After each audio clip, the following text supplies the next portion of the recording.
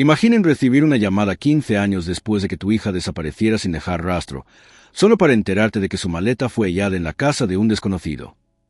Así empieza esta historia que estremeció un pequeño pueblo en México, dejando heridas imposibles de cerrar en una familia que nunca perdió la fe. Todo comenzó en 2004, cuando Laura Méndez, una joven mexicana de apenas 28 años, decidió hacer realidad su mayor sueño: viajar a Francia.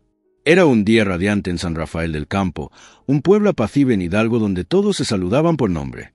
Las calles polvorientas, las fachadas color pastel y el olor a café con canela formaban parte de la rutina diaria. Nadie imaginó que ese lugar tan tranquilo sería el epicentro de un misterio tan doloroso. Mucho menos que, con el tiempo, cada esquina del pueblo estaría cargada de un silencio inquietante. Laura era la única hija de Marta y don Ernesto, un matrimonio sencillo que se ganaba la vida vendiendo pan dulce en la plaza principal. Desde pequeña, Laura mostraba un brillo especial en los ojos cada vez que miraba revistas con paisajes europeos. Cortaba fotos de castillos, parques y puentes antiguos para pegarlas en un cuaderno escolar que cuidaba como un tesoro. Ahorró peso tras peso durante 6 largos años, atendiendo una pequeña papelería del pueblo, vendiendo libretas, lápices y fotocopias. Cuando al fin pudo comprar su boleto a París, todo el pueblo se reunió para despedirla entre abrazos y lágrimas. «Prometo que volveré con 1000 historias para contarles», dijo Laura mientras abrazaba con fuerza a su madre. Ninguno de ellos sabía que esa sería la última vez que la verían. Los primeros meses tras su llegada a Francia fueron un alivio para Marta y don Ernesto. Laura enviaba cartas que llegaban con el aroma de otras tierras, mostrando fotos donde aparecía sonriente frente a monumentos y cafés parisinos. Incluso les mandó una postal desde Estrasburgo, maravillada con la nieve que cubría los techos y las calles, un espectáculo que nunca había visto. Pero un día, sin previo aviso, las cartas dejaron de llegar. No hubo más llamadas ni mensajes, ni rastros en el banco. Marta empezó a sentir un vacío en el pecho que ningún médico del pueblo supo diagnosticar. «Algo malo le pasó a mi niña, yo lo presiento», repetía con voz rota mientras amasaba el pan cada madrugada. Don Ernesto trataba de mostrarse fuerte, pero cada noche lloraba abrazado al rebozo que Laura le dejó antes de partir. El tiempo avanzó con la misma indiferencia cruel de siempre. Los amigos de Laura se casaron, tuvieron hijos, construyeron nuevas casas, y el pueblo siguió respirando como si nada. Solo Marta parecía vivir atrapada en un mismo instante, colocando veladoras frente a una foto que con los años empezó a desteñirse. 15 largos años pasaron, llenos de silencios que dolían más que 1000 palabras y preguntas que jamás obtuvieron respuesta. Hasta que, una mañana tibia de marzo de 2019, el teléfono sonó rompiendo la rutina pesada de esa casa. Marta corrió a contestar, con un presentimiento que le aceleró el corazón. Al otro lado de la línea, una voz que no conocía cambió su vida para siempre. «Mire, señora, encontramos algo que creemos que le pertenece a su hija», dijo con tono seco un funcionario del Ministerio Público. Marta se quedó sin voz, como si el mundo se hubiera detenido de golpe. «¿Encontraron a Laura? ¿Dónde está mi hija?», logró preguntar entre sollozos que le quemaban la garganta. Hubo un silencio incómodo antes de la respuesta. «No, señora, no encontramos a su hija. Encontramos una maleta con documentos, cartas y ropa que coincide con lo que su hija llevaba cuando viajó. Estaba en una casa aquí en México». Esas palabras cayeron como piedras. Marta sintió que el piso se abría bajo sus pies. ¿Cómo podía ser que la maleta apareciera ahí si Laura había desaparecido en Francia? La casa donde hallaron la maleta pertenecía a un hombre llamado Ricardo Salgado, un viejo conocido del pueblo que hacía años se había mudado a una colonia a las afueras. Era un electricista solitario, de rostro apagado, que pocos recordaban con claridad. Algunos vecinos comentaban que Ricardo había trabajado un tiempo en Monterrey, y que luego volvió con hábitos extraños, casi siempre encerrado. La policía llegó a su casa tras recibir una denuncia anónima por robos menores, pero al allanar encontraron algo que no esperaban. Entre cajas polvorientas y muebles rotos apareció la maleta azul de Laura, con su nombre bordado en un lateral. Marta no podía entenderlo. ¿Qué hacía la maleta de su hija en la casa de ese hombre? Cuando el agente local fue a mostrarle la maleta, Marta se desmoronó. Reconoció el llavero con forma de Torre Eiffel que ella misma le había regalado a Laura antes de partir. También estaban ahí algunas libretas con caligrafía firme, las mismas que Laura usaba para anotar frases en francés. Marta abrazó esa maleta con tanto dolor que su cuerpo temblaba. Don Ernesto la sostuvo para que no se desplomara por completo. Ninguno de los dos sabía si aquello era un indicio de esperanza o la confirmación de su peor miedo. Lo único claro era que la herida volvía a abrirse con una fuerza insoportable. Mientras tanto, Ricardo Salgado fue llevado a declarar. Sentado frente a los agentes, parecía confundido, balbuceaba frases sin sentido, se mostraba nervioso y sudoroso. «No sé de qué me hablan, esa maleta no es mía», repetía una y otra vez. Sin embargo, en el registro encontraron fotos viejas donde aparecía él en la plaza del pueblo, muy cerca del local donde Laura trabajaba. ¿Había alguna relación secreta entre ellos? ¿O simplemente Ricardo guardó algo que encontró por azar? Las preguntas crecieron como hiedra venenosa por todo San Rafael del Campo, un pueblo donde el rumor tiene más fuerza que la verdad. En los días que siguieron, Marta apenas pudo dormir. Cada noche se sentaba frente a la maleta abierta, acariciando la ropa doblada con cuidado, aspirando el tenue perfume que aún quedaba impregnado. Imaginaba a Laura probándose ese suéter rojo frente a un espejo en París. Don Ernesto la observaba desde la puerta, sin atreverse a interrumpirla, comprendiendo que ese dolor era lo único que mantenía a Marta anclada a este mundo. Para ellos, cada prenda era como una fotografía viva, un testimonio silencioso de la existencia de su hija. El fiscal del caso decidió que era necesario interrogar nuevamente a Ricardo Salgado, esta vez con mayor presión. Lo llevaron a una sala pequeña, con paredes despintadas y un foco amarillento que parpadeaba. Allí, un oficial golpeó suavemente la mesa con el dorso de la mano y le preguntó si conocía a Laura Méndez. Ricardo bajó la cabeza, evitaba mirar a los ojos a cualquiera. «Tal vez la vi alguna vez en la plaza comprando pan», murmuró. Su voz apenas era un hilo, cargada de inseguridad. El policía insistió, describió la maleta, las cartas y hasta mostró una foto de Laura sonriendo. Ricardo tragó saliva con fuerza, sin poder articular una sola palabra más. Mientras tanto, en San Rafael del Campo, los vecinos empezaron a reunirse en pequeños grupos frente a la panadería de Marta. Algunos llevaban flores, otros encendían veladoras, como si de repente hubieran comprendido el dolor que esa familia arrastraba desde hacía 15 años. Marta salía por ratos a agradecer con un gesto débil, aunque las lágrimas no le permitían hablar. Don Ernesto prefería quedarse adentro, horneando más pan del habitual, como si ese acto mecánico fuera su manera de mantenerse en pie. Nadie en el pueblo hablaba de otra cosa. Cada conversación, en la tienda o en la iglesia, giraba en torno a Laura y a la maleta misteriosa. El padre Ignacio, un hombre de unos 60 años, decidió visitar a Marta. Entró con pasos cautelosos, cargando un pequeño crucifijo entre las manos. Al verla sentada junto a la maleta, inclinó la cabeza con respeto. «Hija, sé que no hay palabras que puedan aliviar este dolor, pero quiero que sepas que la comunidad está contigo», dijo con voz suave. Marta levantó la mirada, con los ojos hinchados de tanto llorar. Asintió levemente y luego abrazó al sacerdote, rompiendo en un llanto que resonó por toda la casa. Don Ernesto, desde la cocina, cerró los ojos con fuerza al escucharla, sintiendo como un nudo se le clavaba en la garganta. Esa misma noche, Marta decidió abrir el doble fondo de la maleta, un compartimento pequeño que Laura usaba para guardar cosas importantes. Con manos temblorosas, levantó el forro y encontró un sobre arrugado, amarillento por el tiempo. Lo abrió con cuidado y descubrió una carta escrita con tinta azul.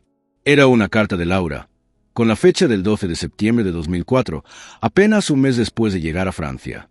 Al leer las primeras líneas, Marta sintió que el corazón le latía tan rápido que temió desmayarse. «Querida mamá, si algo me llega a pasar, quiero que sepas que siempre fuiste la mejor madre del mundo». Comenzó la carta, dejando a Marta completamente paralizada. Don Ernesto escuchó el sollozo ahogado de Marta y corrió hasta la sala. Al verla con el papel en la mano, se arrodilló a su lado sin entender. Marta apenas podía pronunciar palabra. Solo le extendió la carta con dedos entumecidos. Ernesto empezó a leer. Su voz se quebraba en cada frase. Laura relataba que sentía que alguien la seguía desde hacía varios días. Un hombre moreno, de barba descuidada, que la miraba fijamente en las estaciones del metro. Contó que incluso la había visto frente a su residencia estudiantil, observándola sin disimulo. «Tal vez estoy exagerando, pero si algo me sucede, quiero que encuentren este sobre». Terminaba el escrito. Marta se abrazó a su esposo con un gemido sordo, mientras la carta caía al suelo. Al día siguiente, Marta llevó esa carta a las autoridades.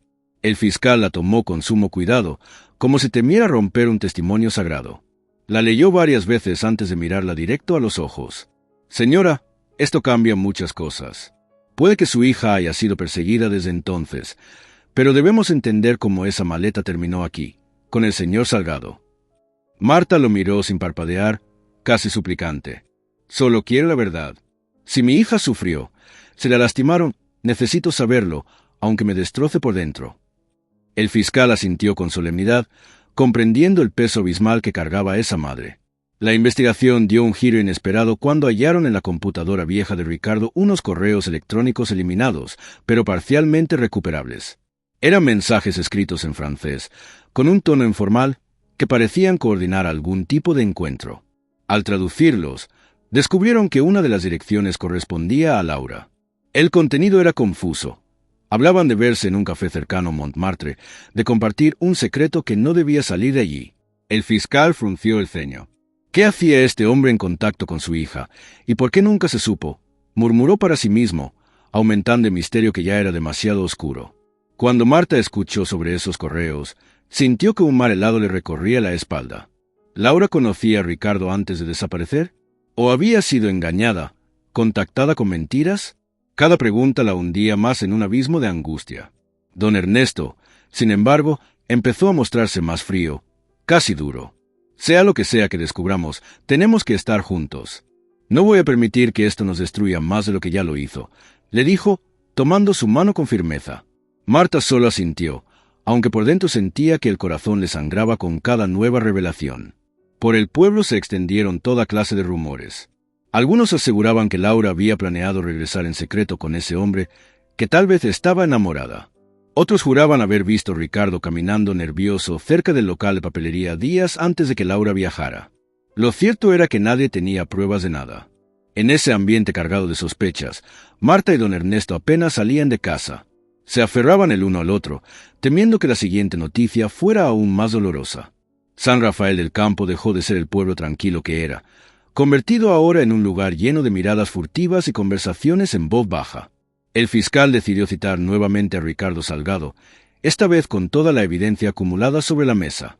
Le mostraron la carta de Laura, los correos traducidos y las fotos del pueblo donde aparecían ambos. Ricardo empezó a sudar. Su respiración se volvió irregular y sus manos tamborileaban nerviosas sobre sus rodillas. Yo nunca le hice daño, repetía sin mirar a nadie. Uno de los investigadores golpeó el escritorio con el puño, exigiendo respuestas. Entonces explícanos por qué tuviste la maleta de Laura durante 15 años sin decir nada a la policía. Ricardo balbuceó algo ininteligible, luego rompió en un llanto extraño, casi infantil. El ambiente en la sala se volvió denso, cargado de un miedo que nadie terminaba de comprender.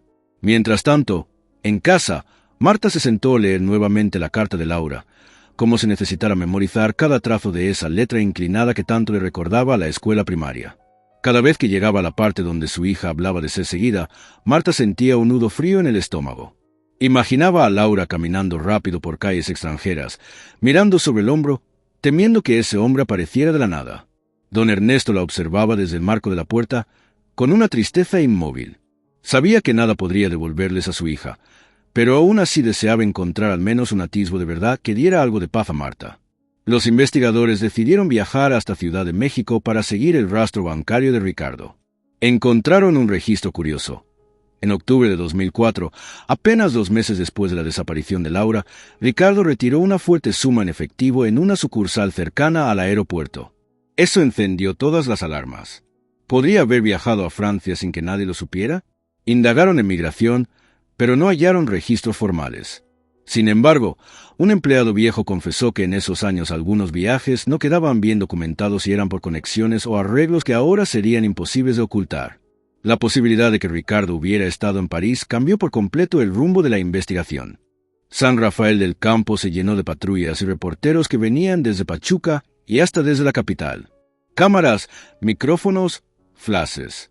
Algunos vecinos trataban de proteger a Marta tapando la entrada de su casa para evitar el acoso de periodistas sin escrúpulos. Pero la noticia era demasiado grande para contenerla. Maleta de joven desaparecida en Francia aparece tras 15 años en casa de vecino mexicano, decían los titulares. Marta se sentía expuesta, herida en lo más profundo. Apenas salía para comprar leche y pan, y cuando lo hacía sentía todas las miradas perforándole la espalda. Don Ernesto caminaba a su lado con el ceño fruncido, deseando poder borrar la curiosidad morbosa del pueblo. Una tarde, al volver de la tienda, Marta encontró un sobre sin remitente en la puerta. Al abrirlo, descubrió una fotografía borrosa. Laura parecía sentada en un café parisino, mirando directamente la cámara, con una expresión extraña, como si estuviera asustada. Detrás de ella, un hombre moreno con barba desordenada, que podía ser Ricardo o alguien muy parecido, parecía observarla desde una mesa cercana. Marta gritó con tanta fuerza que don Ernesto dejó caer la bolsa de verduras y corrió hacia ella. «¿Qué pasa, mujer?» Marta le mostró la foto sin poder articular palabra. Sus manos temblaban tanto que casi la rompió. La policía recogió la foto e intentó analizarla. El detective principal, un hombre llamado Salcedo, movía la cabeza con preocupación. «Esto podría ser la prueba que necesitábamos, o podría ser un montaje para confundirnos», dijo con voz baja. Encargaron un análisis forense para determinar la antigüedad del papel y la autenticidad de la imagen. Mientras tanto, Marta no dormía. Cada vez que cerraba los ojos, veía a su hija sola, vulnerable, con esa mirada de pánico clavada en algún punto detrás del lente. Rezaba una y otra vez, pidiendo a Dios que la protegiera, aunque ya no sabía si pedir por su vida o por el descanso de su alma. Días después, llegó el informe del laboratorio. La foto era auténtica, tomada aproximadamente en 2004, según el desgaste químico del papel. Eso confirmaba que Laura efectivamente estaba siendo vigilada. Pero seguían sin saber cómo esa imagen había llegado hasta su puerta. Marta empezó a preguntarse si el remitente anónimo era alguien que quería ayudarla o alguien que disfrutaba torturarla.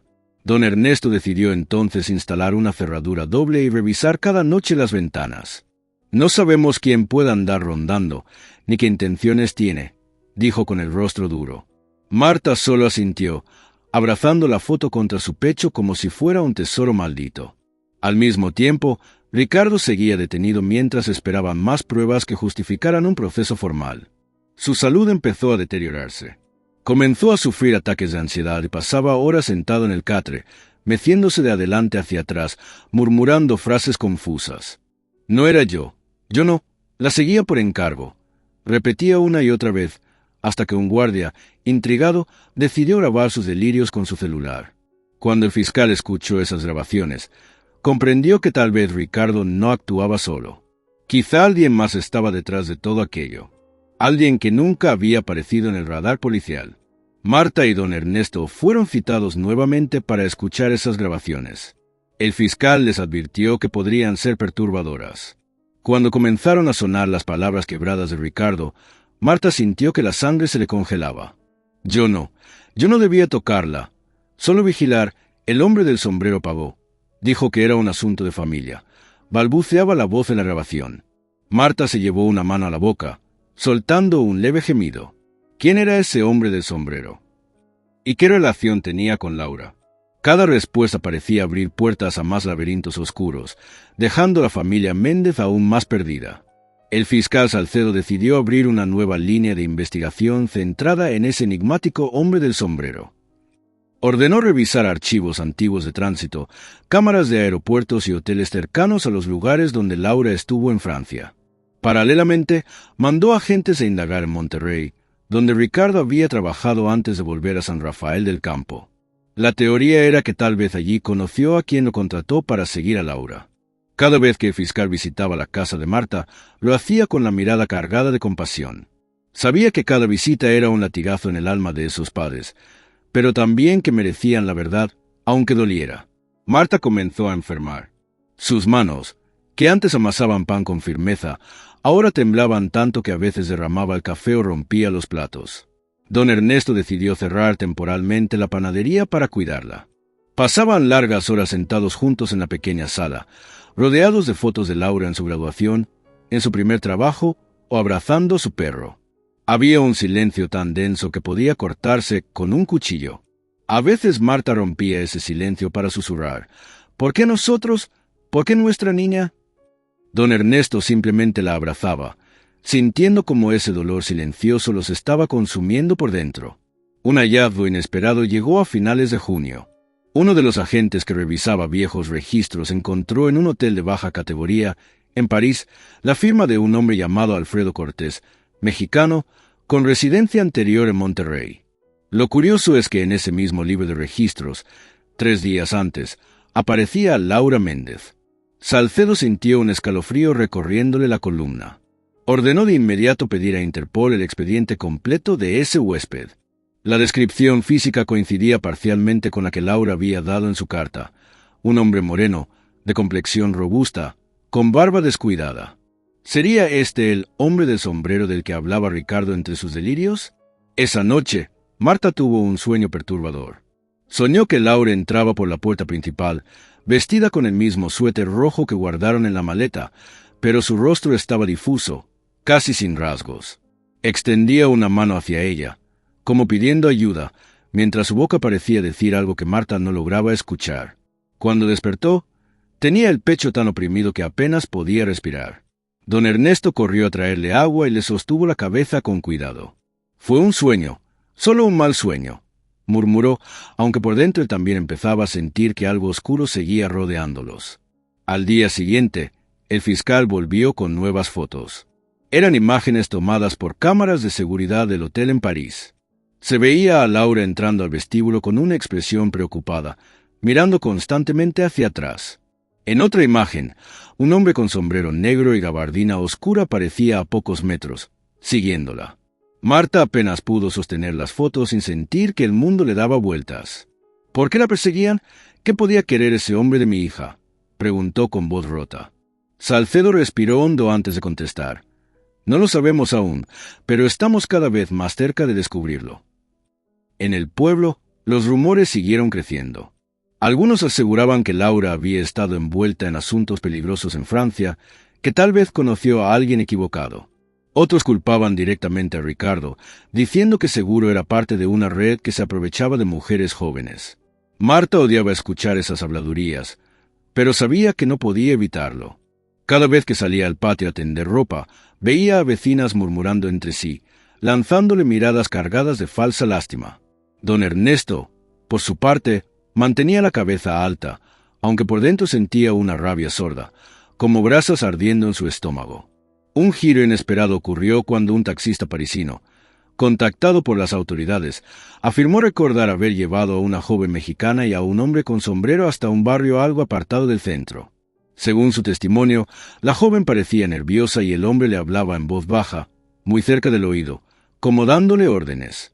El fiscal Salcedo envió traductores a entrevistar al taxista directamente y corroboraron que la descripción física coincidía tanto con Laura como con el misterioso Alfredo Cortés. Eso abría la posibilidad de que Laura no hubiera desaparecido al azar, sino que hubiera sido llevada a algún lugar contra su voluntad. Marta se aferraba cada vez más a la esperanza de que al menos lograrían reconstruir los últimos días de Laura. Quiero saber si sufrió, si pidió ayuda, si pensó en nosotros en ese momento. Repetía una y otra vez. Don Ernesto trataba de no dejarla caer en esos pensamientos, pero él mismo los tenía cuando se quedaba solo en la cocina, removiendo el café. A veces se sorprendía hablándole a la foto de Laura como si ella pudiera escucharlo. Perdóname por no haberte protegido, hija, ojalá pudiera haberte traído de vuelta. En medio de tanta tensión, un oficial joven llegó con un pequeño avance. Habían rastreado una cuenta bancaria en París a nombre de Alfredo Cortés, con movimientos sospechosos en cajeros automáticos cercanos a donde Laura solía hospedarse. Eso confirmaba que el hombre no solo estuvo allí, sino que probablemente se movía en los mismos lugares que ella. El fiscal Salcedo prometió a Marta y don Ernesto que no dejaría ningún hilo suelto. Marta lo miró con ojos llenos de lágrimas y apenas logró susurrar: «Por favor, no permita que la historia de mi hija quede sin justicia». Las semanas siguientes estuvieron cargadas de un silencio expectante. San Rafael del Campo parecía haberse detenido en el tiempo. Las campanas de la iglesia sonaban cada tarde con su tono grave, mientras Marta y don Ernesto aguardaban sentados junto a la mesa, casi sin hablar. Cada vez que el teléfono sonaba, Marta saltaba de la silla con el corazón acelerado, temiendo que al contestar llegaran noticias que terminaran de destrozarla. Algunas llamadas eran del fiscal Salcedo con pequeños avances, otras simplemente de vecinos que ofrecían oraciones. Pero la llamada que realmente cambiaría el rumbo de la historia aún no había llegado.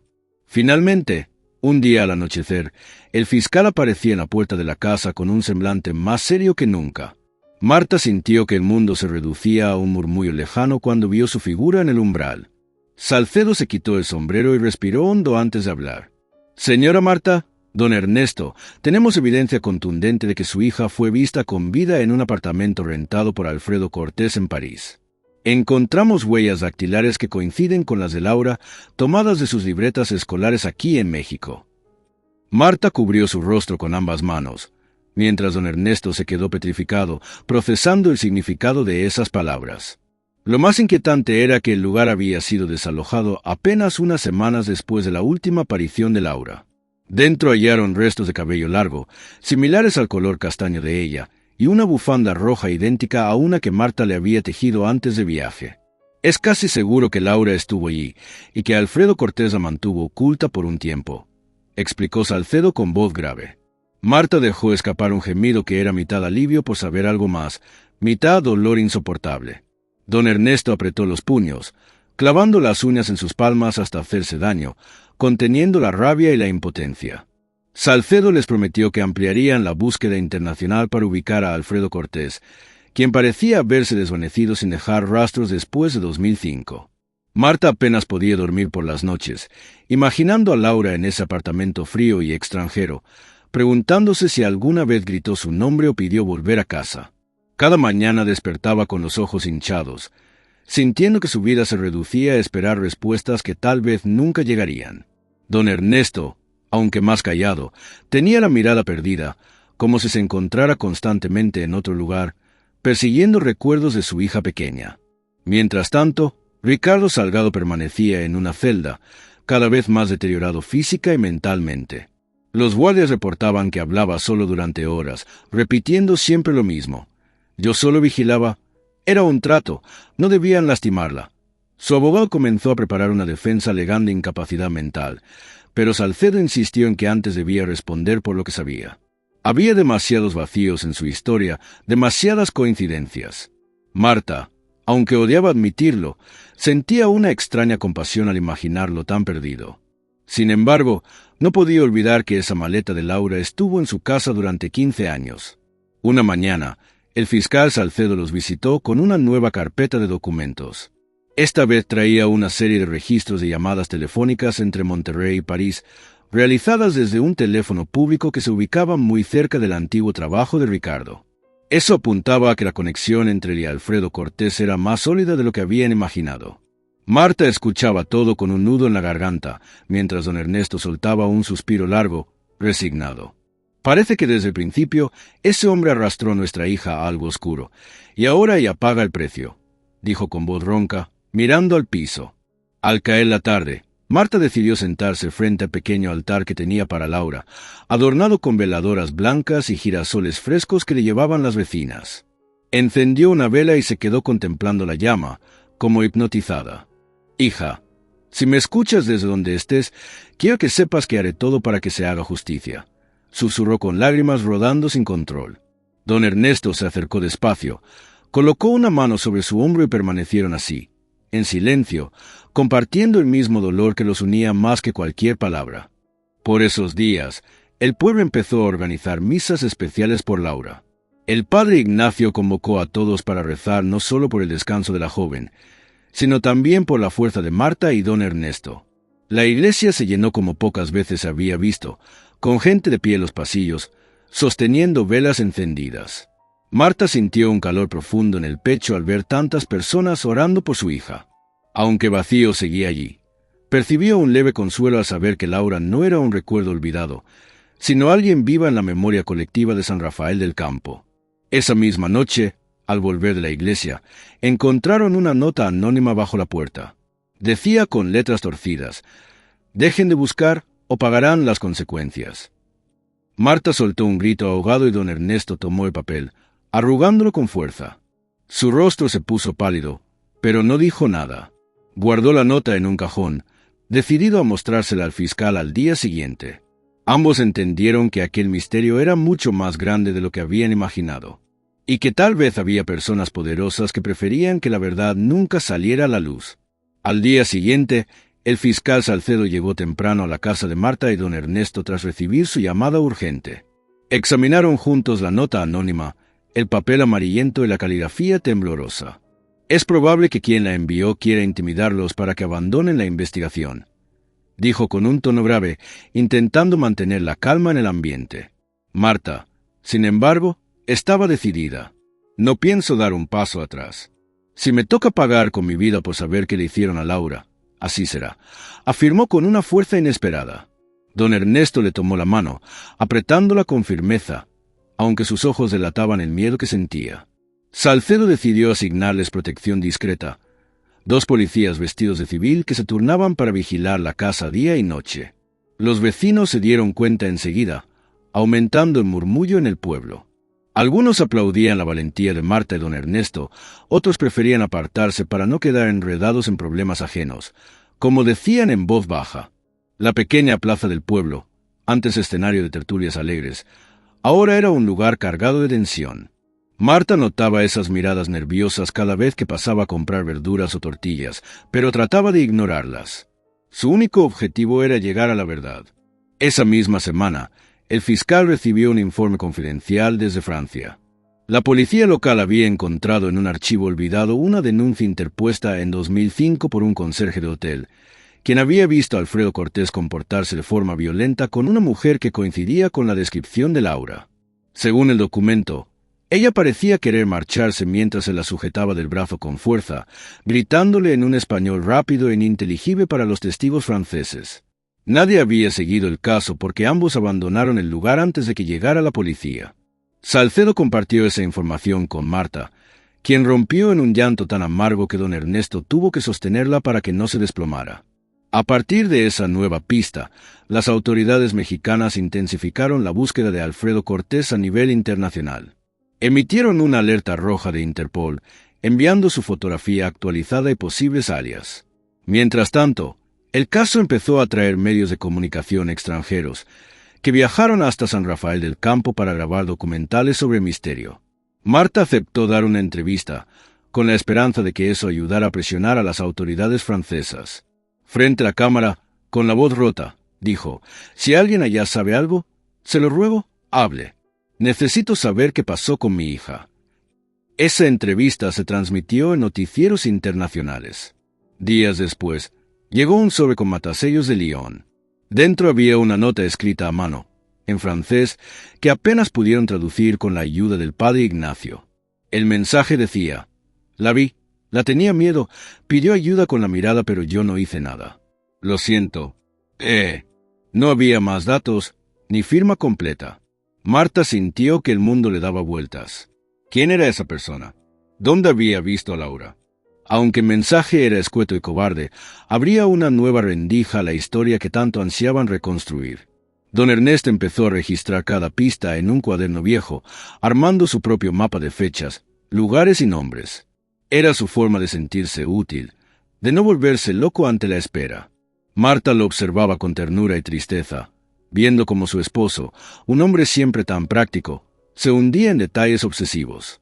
Por las noches, hablaban poco. A veces solo se miraban, sabiendo que compartían el mismo miedo, que la verdad final fuera más atroz de lo que podían soportar.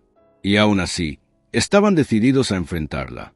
Una mañana, mientras barría el corredor, Marta vio un auto gris estacionarse frente a su casa. Bajó un hombre elegante, con gafas oscuras y un portafolios. Era un abogado enviado por el consulado francés, quien traía una carpeta con nuevas actas y documentos recopilados por la policía de París. Les explicó que estaban oficialmente reabriendo el caso allá como desaparición forzada, gracias a la presión mediática y a la insistencia de México. Marta sintió un pequeño alivio. Por fin, después de tantos años, alguien se tomaba en serio lo que les pasó. Aunque la angustia seguía viva, al menos ya no estaban solos. Esa noche, Marta colocó flores frescas en el pequeño altar de Laura. Encendió una vela blanca y se sentó frente a ella, cerrando los ojos. No rezó como solía hacer. Esta vez solo habló, como si Laura estuviera sentada enfrente. «Hijita, quiero que sepas que no vamos a parar. Donde quiera que estés, ten la certeza de que te buscaremos hasta el último día de nuestras vidas». Al abrir los ojos, la llama de la vela danzaba suavemente, proyectando sombras que parecían abrazarlas. Marta sonrió con tristeza, interpretando ese leve movimiento como un susurro silencioso de su hija. Al día siguiente, el fiscal Salcedo se reunió con ellos para mostrarles un nuevo avance. Habían encontrado registros migratorios falsificados, usados por Alfredo Cortés para salir de Europa y regresar a América Latina en 2006. Eso explicaba por qué nunca quedó oficialmente documentado. Salcedo sostuvo la mirada de Marta y don Ernesto, consciente de que cada dato era un puñal para ellos. Pero ahora tenemos cómo rastrearlo. No vamos a detenernos hasta encontrarlo, se los prometo. Marta asintió con lágrimas contenidas. Don Ernesto cerró los ojos, murmurando en voz baja: «Laura, estamos cada vez más cerca». Con el hallazgo de los registros migratorios falsificados, el caso tomó un nuevo impulso. El fiscal Salcedo coordinó con autoridades en varios países de América Latina para seguir el posible paradero de Alfredo Cortés. Emitieron circulares a embajadas, aeropuertos y estaciones de autobuses internacionales, pues existía la sospecha de que se movía entre fronteras por vías terrestres para no ser detectado. Marta y don Ernesto pasaron esos días con el corazón en un puño. Cada vez que el teléfono sonaba, pensaban que podía ser la noticia definitiva, la que les confirmara el destino de Laura. Pero la mayoría de las llamadas traía apenas promesas de que seguían investigando. En San Rafael del Campo, la vida continuaba con su rutina lenta. Las vecinas seguían visitando a Marta con tamales o panés recién hechos, intentando distraerla aunque fuera por unos minutos. Algunas se sentaban a rezar el rosario con ella, otras simplemente le sostenían la mano en silencio. Don Ernesto, en cambio, se refugiaba en largas caminatas por las afueras del pueblo, donde el campo abierto le permitía llorar sin que nadie lo viera. Volvía con los ojos enrojecidos, pero siempre traía flores silvestres que colocaba frente a la foto de Laura. Era su manera discreta de decirle que no la olvidaba. Un día, mientras revisaban papeles antiguos en casa, Marta encontró una postal que Laura les había enviado desde Montmartre. Tenía un dibujo del Sacré-Cœur y unas palabras breves. «Papá, mamá, hoy tomé un café mirando toda París desde lo alto. Ojalá algún día puedan venir aquí conmigo. Los amo». Marta acarició esas letras con delicadeza, como si al tocarlas pudiera sentir la mano de su hija. Se quedó un buen rato con la postal pegada al pecho, respirando hondo, intentando guardar ese momento de conexión profunda. Don Ernesto la observó desde el marco de la puerta, sin atreverse a interrumpir ese instante sagrado. Esa misma noche, Marta tuvo un sueño tan vívido que despertó llorando. Soñó que Laura entraba por el portón con una maleta nueva, sonriendo, diciendo: «Ya volví, mamá». La abrazaba con fuerza, podía sentir su perfume, su calor. Pero al mirar su rostro, vio que estaba cubierto de lágrimas, y al preguntar qué pasaba, Laura solo decía: «Lo intenté, mamá, pero no pude volver antes». Al abrir los ojos, Marta encontró la cama vacía a su lado. Don Ernesto estaba en la cocina, preparando café. Sintió un dolor tan agudo en el pecho que tuvo que sentarse para no desmayarse. Días después, llegó un informe clave desde Argentina. Un hombre con las características de Alfredo Cortés había sido detenido en un control policial por portar documentación dudosa. Cuando revisaron sus huellas digitales, coincidieron con las enviadas desde México. Era él. El fiscal Salcedo viajó de inmediato para coordinar su extradición, mientras Marta y don Ernesto esperaban noticias minuto a minuto. Cada llamada del fiscal les provocaba un sobresalto. «Lo tenemos, Marta. Esta vez no va a escapar. Vamos a traerlo de vuelta para que responda», dijo finalmente Salcedo por teléfono, con un tono que mezclaba firmeza y humanidad. Cuando confirmaron la extradición, Marta se echó a llorar. Don Ernesto simplemente la abrazó, acariciándole el cabello con suavidad.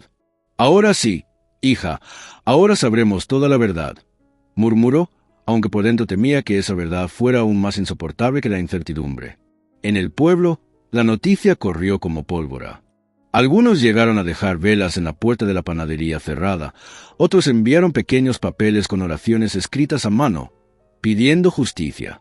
Marta guardaba cada uno de esos papeles en una caja de madera, sintiéndose acompañada en ese calvario. Cuando Alfredo Cortés llegó a México bajo custodia policial, la prensa lo esperaba con cámaras y micrófonos.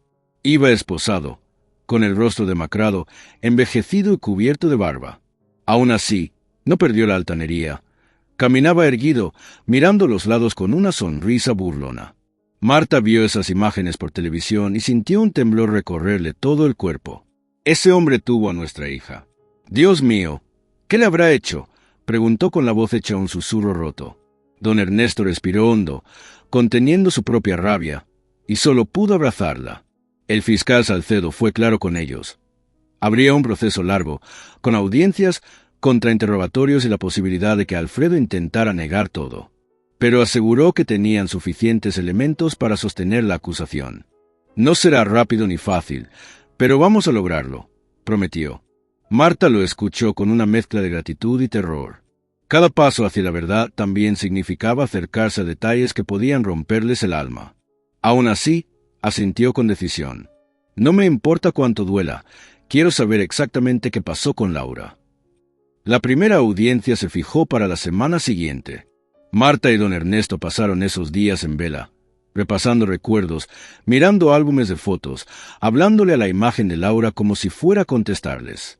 Por las noches, Marta se levantaba a encender una veladora más, como si la luz pudiera iluminar los rincones oscuros donde estaba oculta la verdad. Don Ernesto la seguía en silencio, colocándole el brazo sobre los hombros, intentando sostenerla sin palabras. Ambos sabían que estaban a punto de enfrentar lo más duro de toda esta pesadilla. El día de la primera audiencia, Marta y don Ernesto llegaron temprano al juzgado acompañados por el fiscal Salcedo. El edificio les resultaba frío, con pasillos interminables y un olor a papeles viejos que parecía colarse hasta los huesos. Cuando entraron a la sala, Marta sintió que las piernas le flaqueaban. Allí estaba Alfredo Cortés, sentado junto a su abogado, mirando a todos con esa expresión arrogante que tantas veces habían visto en la televisión. Al cruzar miradas con Marta, hizo un leve gesto de burla, apenas un alzamiento de cejas, que la dejó helada. Don Ernesto apretó su mano con fuerza, intentando infundirle algo de valor. El juez inició la audiencia leyendo los cargos: privación ilegal de la libertad, posible homicidio y asociación con fines criminales. Marta respiró hondo al escuchar cada palabra, como si necesitara tomar aire para sostenerse. Luego vinieron las pruebas, las cartas de Laura, los registros de hotel, los correos electrónicos y finalmente las fotografías. Cada vez que aparecía la imagen de su hija en la pantalla del tribunal, Marta sentía una punzada en el pecho, una mezcla insoportable de amor y dolor. Don Ernesto se mantenía rígido, con la mandíbula tensada, conteniendo el llanto que amenazaba con desbordarlo. Cuando el fiscal pidió reproducir el audio de Ricardo Salgado delirando en su celda, la sala se sumió en un silencio tan espeso que casi se podía palpar. Yo solo vigilaba. No debía lastimarla. El hombre del sombrero dijo que era por encargo. Murmuraba la voz grabada, rota y temblorosa. Marta cerró los ojos, imaginando a Laura siendo seguida, observada como un venado acorralado. Sintió ganas de gritar, de lanzarse sobre Alfredo y exigirle que confesara todo de una vez. Pero se contuvo, respirando hondo, agarrándose del brazo de don Ernesto como si su vida dependiera de eso. Alfredo, por su parte, permanecía impasible. Su abogado intentó desestimar varias pruebas, argumentando que no existía evidencia directa del paradero actual de Laura ni de un acto violento explícito. Alegó que todos los datos eran circunstanciales y que el acusado no podía ser condenado por meras conjeturas. Marta sintió una furia ardiente subirle por el cuerpo. ¿Cómo podían siquiera insinuar que no había delito? ¿Acaso la desaparición de Laura durante tantos años no era prueba suficiente de que algo terrible había sucedido? Salcedo pidió paciencia, asegurando que aún tenían testigos por presentar. En la siguiente sesión, testificó el taxista parisino que había trasladado a Laura y a Alfredo. A través de una videollamada, el hombre describió cómo la joven parecía nerviosa, cómo miraba constantemente por la ventanilla mientras el hombre a su lado le hablaba al oído con tono autoritario. Ella no parecía feliz, no parecía libre, dijo con voz cargada de culpa, como si aún se reprochara no haber intervenido. Marta sintió que el corazón se le rompía un poco más al escuchar esas palabras. Don Ernesto inclinó la cabeza, conteniendo un sollozo que terminó escapándosele de todos modos. Luego llegó el turno del padre Ignacio, quien declaró cómo Marta y don Ernesto habían recibido cartas de Laura hablando de un hombre que la seguía mucho antes de que aparecieran pruebas concretas. Lo que esta familia ha vivido durante 15 años no tiene nombre. Han cargado con un duelo sin cuerpo, con preguntas sin respuesta. Solo queremos que se haga justicia, dijo el sacerdote, mirando directo al juez. Marta sintió gratitud por esas palabras. Por primera vez en mucho tiempo, sintió que alguien hablaba por ellos con verdadera compasión. Al salir del juzgado ese día, algunos reporteros se agolparon en la puerta para hacer preguntas. Marta no quiso hablar, apenas cubrió su rostro con el rebozo. Don Ernesto, sin embargo, se detuvo un momento. Solo queremos saber qué pasó con nuestra hija. Si la lastimó, si la hizo sufrir, queremos que pague. Nada más, declaró con voz firme. Luego rodeó los hombros de Marta y caminaron juntos hasta el auto que los llevaría de vuelta a San Rafael del Campo. Durante el trayecto, no cruzaron palabra. Cada uno estaba perdido en sus propios pensamientos oscuros. Esa noche, Marta soñó otra vez con Laura. Esta vez no era un sueño pacífico.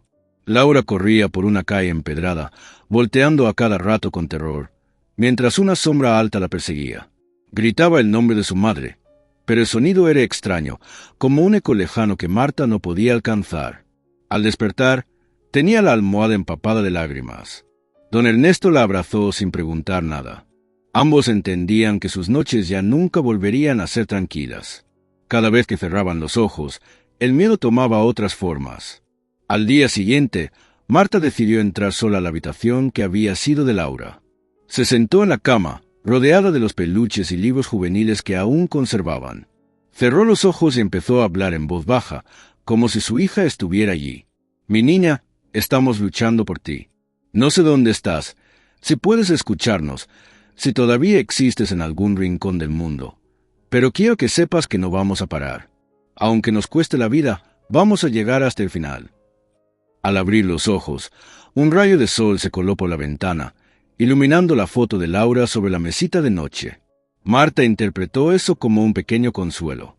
El tercer día de audiencias fue el más duro para Marta y don Ernesto. Allí se presentarían las pruebas forenses halladas en el apartamento que Alfredo Cortés había rentado en París.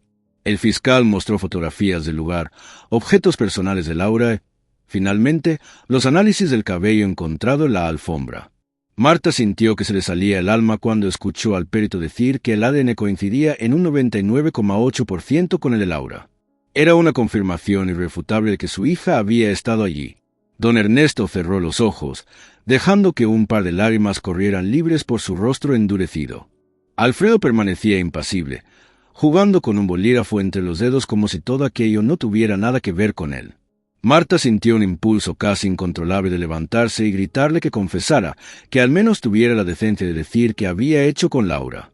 Pero Salcedo le puso una mano ligera en el hombro, conteniéndola con una mirada que pedía paciencia. «Lo vamos a hacer caer por su propio peso», parecía decir sin palabras. Marta respiró hondo, apretando la medalla de la Virgen que llevaba al cuello, intentando que la fe la sostuviera un poco más. La declaración de un nuevo testigo, un vecino del apartamento parisino, aportó otro detalle escalofriante. El hombre recordó haber escuchado discusiones en español durante varias noches, gritos de una mujer que parecía suplicar por algo, seguidos por golpes sordos contra la pared. «Pensé en llamar a la policía, pero no me metí. Era asunto de ellos», dijo con voz avergonzada, bajando la mirada. Marta sintió que el mundo se desmoronaba. Cada palabra era un clavo ardiente en su pecho, una confirmación de que Laura había sufrido más de lo que jamás imaginaron. Don Ernesto tomó la mano de Marta y se la llevó a los labios, depositando un beso tembloroso. No hacía falta hablar. Ambos entendían que por fin se acercaban a la verdad, aunque esa verdad fuera una pesadilla viviente. Alfredo, mientras tanto, empezó a mostrarse más incómodo. Se movía en su asiento, evitaba mirar a Marta, jugaba con su corbata. Su máscara de arrogancia parecía resquebrajarse lentamente. El fiscal Salcedo lo notó y decidió presionar aún más, pidiendo al juez que permitiera la reproducción de los mensajes de voz que Cortés había enviado desde un celular antiguo. Eran audios recuperados de un dispositivo incautado durante su detención en Argentina. Se escuchaba a Alfredo hablando en tono bajo, casi susurrante. «Quédate tranquila. Todo va a salir bien si haces lo que te digo. No necesitas llamar a nadie. Pronto terminaremos con esto». Marta se llevó ambas manos a la boca para ahogar un sollozo. Don Ernesto sintió que un sudor frío le recorría la espalda. Alfredo cerró los ojos con fuerza al escuchar su propia voz resonar por toda la sala, como si finalmente entendiera el peso de lo que había hecho. Sus dedos temblaron ligeramente. Al salir del tribunal ese día, Marta se desplomó apenas puso un pie en la calle. Don Ernesto la sostuvo contra su pecho mientras ella rompía en un llanto desgarrador, de esos que nacen del fondo del estómago y rasgan la garganta. «Mi Laurita, mi niña», repetía una y otra vez. Algunos curiosos se detuvieron a observar, pero un agente del Ministerio Público los alejó para darles privacidad. Don Ernesto acariciaba el cabello de Marta, sin poder contener también sus propias lágrimas. Era como si todos esos años de incertidumbre finalmente se hubieran convertido en un dolor tangible, insoportable. Esa noche, de regreso en San Rafael del Campo, Marta colocó una vela más en el altar de Laura. Observó las llamas danzar y murmuró entre suspiros: «Ahora sé que sufriste, hija, pero prometo que haré que pague por cada lágrima que te hizo derramar». Don Ernesto se sentó a su lado, tomando la mano de Marta. Permanecieron así, en silencio, escuchando el crujir leve de las paredes de la casa, que parecía acompañar su duelo con un murmullo casi compasivo. Afuera, el viento movía las hojas secas por las calles vacías del pueblo. El fiscal Salcedo los visitó al día siguiente para preparar el cierre del juicio. Les explicó que estaban muy cerca del veredicto final, que todo apuntaba a una sentencia contundente. Marta escuchaba sin pestañear, con la mirada fija en un punto invisible. Don Ernesto solo asintió, aunque por dentro sentía que ninguna condena sería suficiente para reparar el vacío que Alfredo había dejado en sus vidas. Sin embargo, sabían que ese era el único camino para honrar la memoria de Laura. Aunque nunca volvamos a abrazarla, al menos sabremos que no saldrá a lastimar a nadie más, dijo Ernesto con voz baja. La última audiencia se programó para el viernes siguiente. Marta apenas pudo dormir la noche anterior. Pasó horas revisando fotos antiguas de Laura, acariciando cada imagen como si así pudiera traerla de regreso. Don Ernesto, sentado junto a ella, la observaba en silencio. A veces le secaba una lágrima con el pulgar, otras simplemente le daba un beso en la frente. Ambos sabían que al día siguiente escucharían el destino legal de Alfredo Cortés, pero lo que realmente deseaban, tener de nuevo a su hija entre sus brazos, era un milagro imposible. El día del veredicto amaneció gris, con un cielo cubierto que parecía compartir el luto de Marta y don Ernesto. Se vistieron con la misma ropa sobria que habían usado en todas las audiencias anteriores. Él con su saco oscuro algo gastado, ella con un vestido negro sencillo y el rebozo que Laura le había regalado en un cumpleaños. Al llegar al tribunal, Marta respiró hondo varias veces antes de entrar, como si necesitara llenarse de valor. Don Ernesto la tomó del brazo y juntos atravesaron la puerta, decididos a enfrentar el momento que tanto temían y ansiaban al mismo tiempo. El juez tardó varios minutos en leer el expediente. Su voz retumbaba en la sala silenciosa, repasando todos los cargos y las pruebas presentadas. Marta cerró los ojos en algunos momentos, incapaz de soportar o oír otra vez los detalles del sufrimiento de Laura. Don Ernesto, con la mirada fija en el juez, no soltó su mano ni un segundo. Alfredo Cortés se mostraba visiblemente más nervioso que en días anteriores.